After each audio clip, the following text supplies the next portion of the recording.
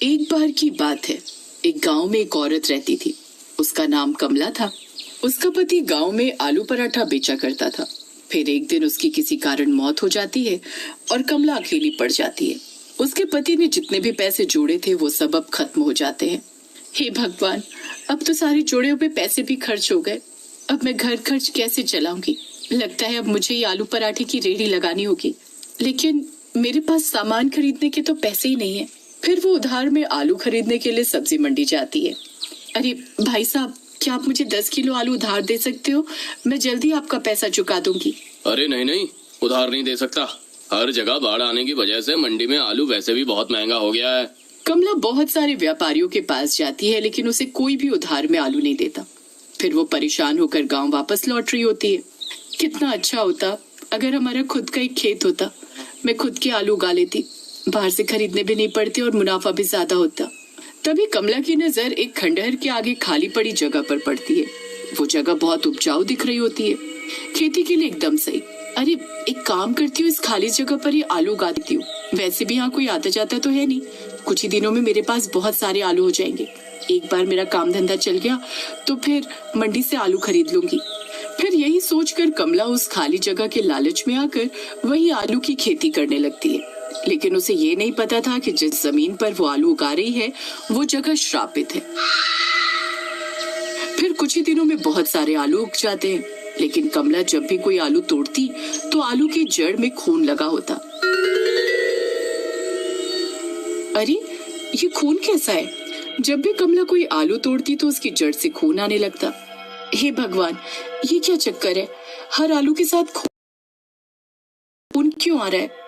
अरे छोड़ो, कोई बात नहीं, इन्हें अच्छे से पानी से धो दूंगी, किसी को क्या ही पता चलने वाला है। फिर कमला खेत के सारे आलू तोड़कर अपने घर ले आती है और उन्हें पानी से धो लेती है। फिर अगले दिन से वो आलू पराठे की रेहड़ी लगाना शुरू कर देती है। आलू पराठा खा लो, 5 रुपए में 2 आलू पराठा, आओ आओ जल्दी आओ, सबसे सस्ता यही पाओ। इतना सस्ता आलू पराठा देखकर उसकी दुकान के आगे लाइन लग जाती है। अरे वाह वाह, आज तो मजा ही आ गया, इतने सारे लोग, वाह वाह वाह। फिर आसपास की रेहड़ी वाले सोच में पड़ जाते हैं कि ये इतना सस्ता आलू पराठा कैसे बेच रही है। पहले ही दिन कमला की बहुत अच्छी कमाई होती है, लेकिन उसे क्या पता था कि उसके आलू पराठे की वजह से पूरा गांव तबाह होने वाला था। फिर आधी रात होते ही अरे बहुत दर्द हो रहा है। अरे क्या हुआ जी? अरे यार, 5 रुपए के 2 आलू के पराठे खा लिए, तब से पेट में बहुत दर्द हो रहा है। तभी सुरेश के शरीर का तापमान बहुत बढ़ जाता है और उसका चेहरा लाल हो जाता है। तभी उसके दांत और नाखून लंबे होने लगते हैं। अरे नहीं, ये क्या हो रहा है?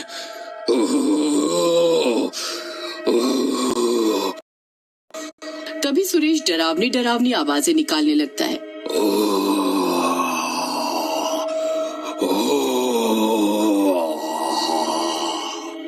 अरे कमबख्त, ये कैसी डरावनी डरावनी आवाजें निकाल रहा है? हे भगवान, ये भी क्या हो रहा है? तभी सुरेश देखते ही देखते भूत बन जाता है।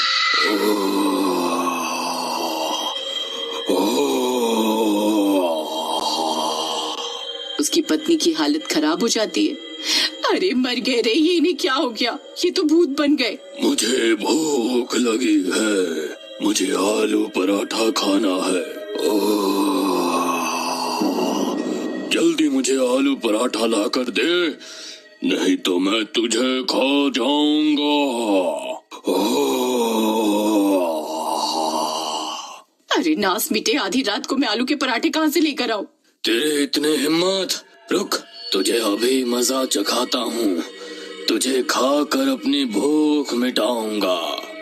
अरे भागो रे, अपनी जान बचाकर भागो। ये नास मिटा तो मुझे खाने की बात कर रहा है। तभी सुरेश की पत्नी भागते भागते घर से बाहर निकल जाती है और घर का दरवाजा बाहर से बंद कर देती है। तभी वो देखती है कि और भी औरतें चीखती चिल्लाती अपने अपने घरों से भाग रही हैं। अरे क्या हुआ बहन, तुम भाग क्यों रही हो?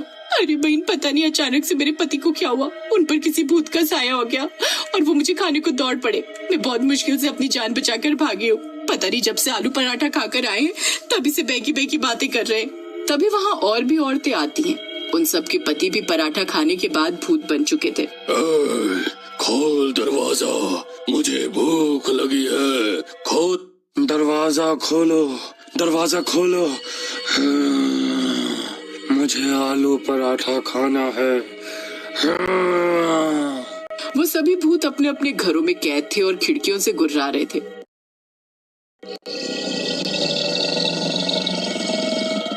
सभी की पत्नियां एक साथ इकट्ठा हो जाती हैं और पड़ोसन की छत पर जाकर छुप जाती हैं और पूरी रात वहीं छुपी रहती हैं।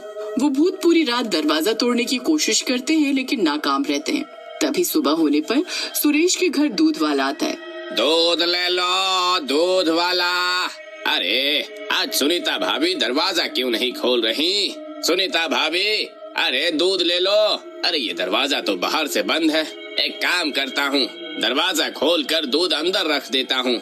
अगर बाहर रख कर जाऊंगा तो गली के कुत्ते सारा दूध पी जाएंगे। फिर दूध वाला दरवाजा खोल देता है। तभी उसकी आंखें फटी की फटी रह जाती हैं। सामने भूत खड़ा होता है। अरे मर गए रे। अरे अरे ये क्या चीज है भाई? अरे भूती, मैं तो दूध देने आया था। अरे मुझे माफ कर दो। फिर दूध वाला दूध के कनस्तर वहीं फेंककर वहां से उल्टे पैर भागने लगता है। अरे मर गए रे। अरे ये भूत कहाँ से आ गया?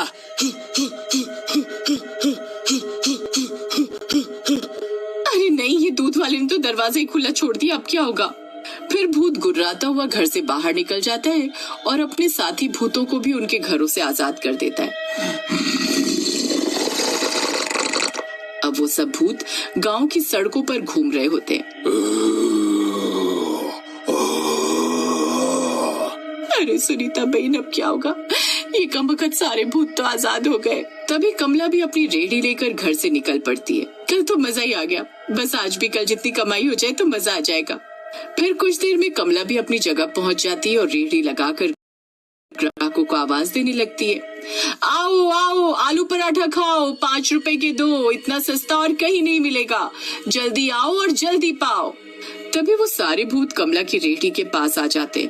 उन्हें देखकर कमला के होश उड़ जाते। अरे मर गई रे, ये इतने सारे भूत कहाँ से आ गए? हाय, अब मैं क्या करूं? ओ कमला, जल्दी से आलू पराठा खिला। मैं कल रात से इसे खाने के लिए तड़प रहा हूँ।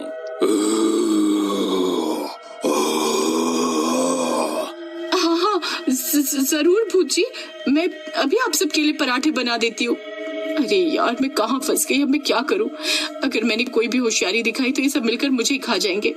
वहीं दूसरी तरफ सुरेश की पत्नी बाकी सब औरतों को लेकर जंगल में तांत्रिक के पास जाती है और उसे सारी बात बताती है। तांत्रिक अपनी शक्तियों से सब देख लेता है। ये सब उस कमला के लालच की वजह से हो रहा है।